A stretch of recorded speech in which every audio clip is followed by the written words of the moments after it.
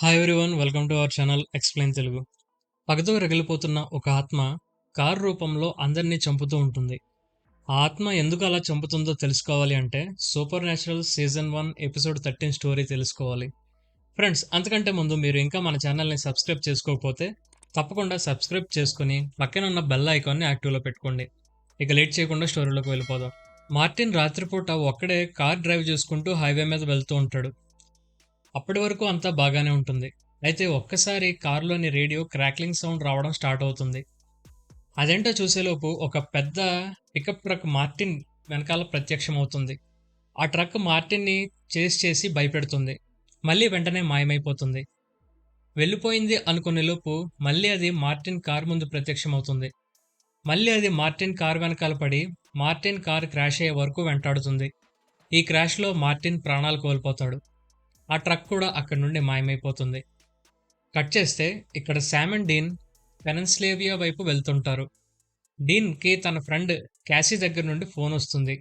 డీన్ శామ్తో తన friend father last night యాక్సిడెంట్లో చనిపోయారు, ఆ అమ్మాయి హెల్ప్ కోసం కాల్ చేసింది, మనం అక్కడికి వెళ్ళాలని చెప్తాడు. అయితే ఇలాంటి విషయంలో ఆ అమ్మాయి డీన్కి కాల్ చేయడం ఏంటా అని శామ్కి డౌట్ వస్తుంది. శామ్ డీన్ని మనం చేసే పని ఆ అమ్మాయికి చెప్పావా అని అడుగుతాడు. డీన్ చెప్పాను అని అంటాడు. తమ ఫ్యామిలీ బిజినెస్ గురించి బయట వాళ్ళకి చెప్పినందుకు శామ్ కాస్త అలుగుతాడు. బట్ వీళ్ళు క్యాసీకి హెల్ప్ చేయడానికి బయలుదేరతారు.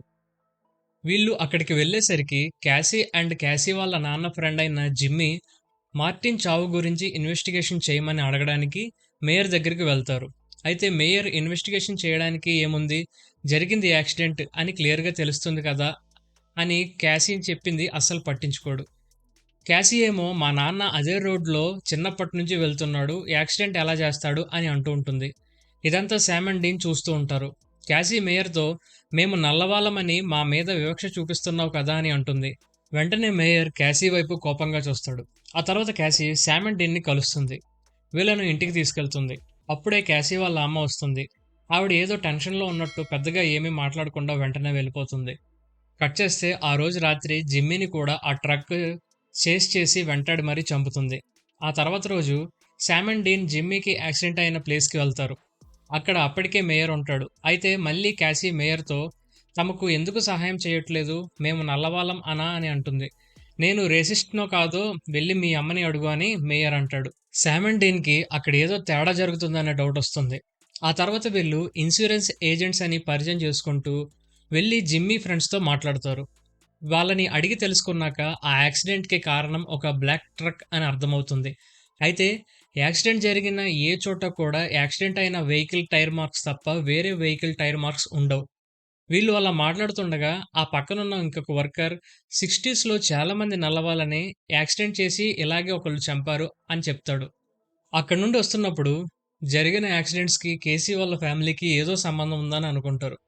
ఈ ట్రక్ ఏమైనా ఫ్లయింగ్ డచ్మ్యాన్ గోస్ట్ షిప్ లాంటిదేమో అని కూడా అనుకుంటారు. శామ్ డీన్తో కేసీతో ఉన్న రిలేషన్ గురించి అడుగుతాడు. ఆ తర్వాత వెళ్ళి ఆమెతో మాట్లాడమంటాడు. శామ్ డీన్తో ఫ్యామిలీ సీక్రెట్ చెప్పగానే ఆమె నిన్ను వదిలేసింది కదా అని గెస్ చేస్తాడు. కట్ చేస్తే ఆ రాత్రి డీన్ కేసీని మీట్ అవుతాడు. వీళ్ళిద్దరూ వాళ్ళ రిలేషన్ గురించి ఆర్గ్యూ చేసుకుంటారు. అయితే ఆ వాదించుకోవడం కాస్త రొమాన్స్లోకి వెళ్ళిపోద్ది. ఆ రాత్రి వీళ్ళు రొమాంటిక్గా గడుపుతారు. ఆ తర్వాత రోజు మార్నింగ్ మేయర్ తన ల్యాండ్ దగ్గర కారు ఆపి ప్రాపర్టీ చూసుకుంటూ ఉంటాడు. అప్పుడే ఆ బ్లాక్ ట్రక్ మళ్ళీ ప్రత్యక్షమయ్యి దానిని చూసిన భయంతో మేయర్ పరిగెడుతూ ఉంటాడు. అయితే పరిగెడుతున్న మేయర్ని ఆ బ్లాక్ ట్రక్ గుద్ది చంపేస్తుంది. ఇక్కడ కేసీ డీన్తో తాను ఎందుకు డీన్ని వదిలేశానో చెప్తుంటే డీన్ ఆమెకు కారణాలు చెప్పడానికి ట్రై చేస్తుంటాడు. క్యాసీ డీన్ని ఆపమని అంటుంది. ఇంతలో శామ్ కాల్ చేసి డీన్తో మేయర్ చనిపోయాడు అనే విషయం చెప్తాడు. అతను డొరైన్ ఫ్యామిలీ ప్రాపర్టీ దగ్గర మర్డర్ అయినట్లు చెప్తాడు. ఆ ప్రాపర్టీ ఓనర్ సైరస్ డొరైన్ 40 ఏళ్ల క్రితం కనిపించకుండా పోయాడు. మేయర్ ఏమో ఆ ప్రాపర్టీని కబ్జా చేసి అక్కడున్న డొరైన్ ఫ్యామిలీ హౌస్ని కూలగొడతాడు. ఎప్పుడైతే హౌస్ని పడగొట్టాడో ఆ తర్వాత రోజు నుండి ఫస్ట్ మర్డర్ స్టార్ట్ అవుతుంది. కట్ చేస్తే ఆ రోజు రాత్రి క్యాసీ ఇంటి దగ్గర ఒక్కటే ఉంటుంది. ఉన్నట్లుండి ఆ ఇంట్లో లైట్స్ అన్ని ఫ్లికర్ అవడం స్టార్ట్ అవుతాయి. కేసీకి ట్రక్ సౌండ్ బయట నుండి వినబడుతుంది. వెళ్ళి కిటికీ నుండి చూస్తే ఇంటి బయట ఆ ట్రక్ ప్రత్యక్షమై ఉంటుంది. భయంతో కేసీ ఆ ఇంటికి ఉన్న డోర్లను కిటికీలను వేసేస్తుంది. బట్ కేసీకి ఎటువైపు వెళ్ళినా ఆ ట్రక్ ప్రత్యక్షమై భయపెడుతూ ఉంటుంది. వెంటనే కేసీ డీన్కి కాల్ చేస్తుంది. శామ్ అండ్ డీన్ అక్కడికి వచ్చేసరికి ఆ ట్రక్ మాయమైపోతుంది. దీని ప్రకారం ఆ ట్రక్‌లో ఎవరైతే ఉన్నారో వాళ్ళు మిమ్మల్ని భయపెట్టడానికి చూస్తున్నారని చెప్తాడు.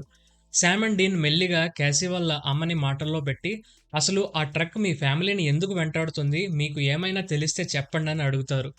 ఆ ట్రక్ ఎవరిదో తన భర్త మార్టిన్‌కి తెలుసని, ఆ ట్రక్ చనిపోయిన సైరస్ డోరైన్‌ది అని అంటుంది. ఆమె నోరు జారడంతో డీన్ కనిపెట్టేస్తాడు. ఇప్పటివరకు సైరస్ కనిపించట్లేదు అని అనుకుంటున్నారు అందరూ.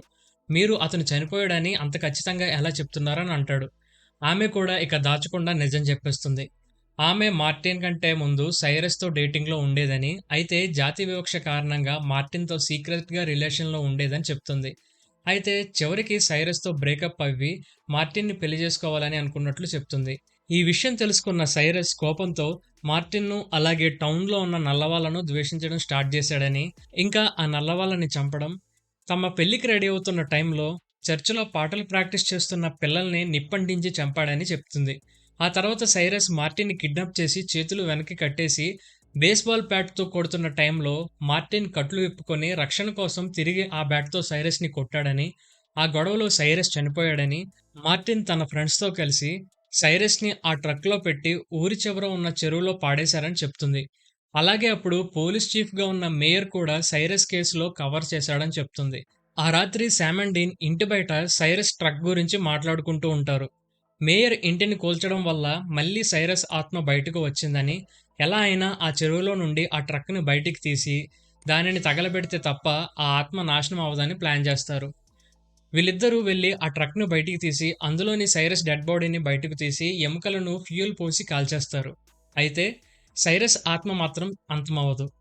వీళ్ళు నిప్పు అంటించగానే ఆ పక్కనే ఉన్న పొదల దగ్గర బ్లాక్ ట్రక్ మళ్ళీ ప్రత్యక్షమవుతుంది. డీన్ ఆ ట్రక్‌ని దారి మళ్లిస్తా అని చెప్పి తన కారు వేసుకొని వెళ్తాడు. ఆ ట్రక్ డీన్ వెనకాల పడుతుంది. ఈసారి డీన్‌తో చేస్ స్టార్ట్ అవుతుంది. ఇక్కడ శామ్ బాడీని కాల్చేసిన ఆ ట్రక్ మళ్ళీ వచ్చిందంటే ఆ ఆత్మకు, ట్రక్‌కు బాండింగ్ ఏర్పడింది. అయితే ఈ ట్రక్‌ని కాల్చాలి అంటే పెద్ద పని. ఈలోపు ఆ ట్రక్ డీన్‌ని చంపేస్తుంది. దాని నుండి డీన్‌ని ఎలా కాపాడాలి అని శామ్ ఆలోచిస్తుండగా క్యాసీ గుర్తుకొస్తుంది. ఇక్కడ డీన్‌ని ఆ ట్రక్ నానా తిప్పలు పెడుతూ ఉంటుంది. శామ్ కేసీతో ఎగ్జాక్ట్‌గా సైరస్ నిప్పు అంటించిన చర్చ్ గురించి అడుగుతాడు. వెంటనే శామ్ డీన్‌కి కాల్ చేసి, క్యాసీ చెప్పినట్లు ఆ లొకేషన్‌కి వెళ్ళడానికి ఫోన్‌లో దారి చెప్తాడు. డీన్ కూడా ట్రక్ నుండి తప్పించుకొని శామ్ చెప్పిన లొకేషన్ దగ్గర ఆగుతాడు. ఈసారి ఆ ట్రక్ డీన్ కార్‌కి ఎదురుగా కొంచెం దూరంలో ప్రత్యక్షమవుతుంది.